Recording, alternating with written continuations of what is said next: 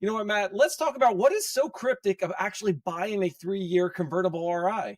Yeah, so the convertible is, yes, that's the other type of RI that we haven't really talked about yet, but that is actually pretty special because I'm not dependent on this RI marketplace for starters, right? So if I need to modify a convertible RI, I can literally just go ahead and modify it. So this is a regional concept, but I can modify tenancy platform, which is just the AWS term for OS.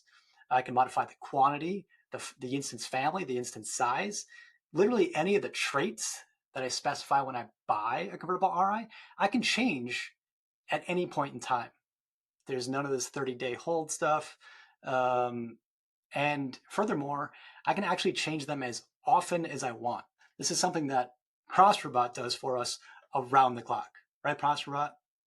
Man, Prospera, you're all over the place doing a lot of stuff automatically for customers and helping them out.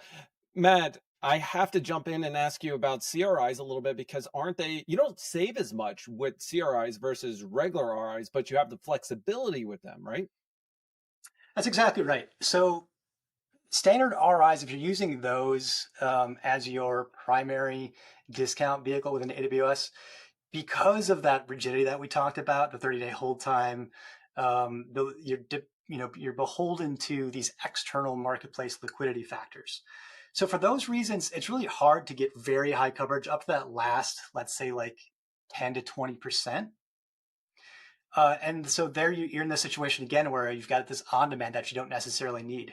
However, with convertible RIs, I can cover all the way up almost into the very high 90s, depending on volatility.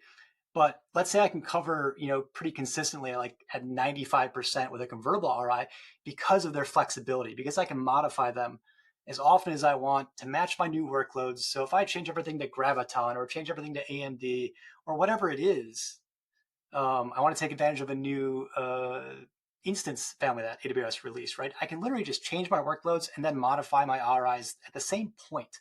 Now, this is hard to manage, but again, an autonomous solution like ProsperOps solves that problem for you. That is the one catch with RIs, I feel.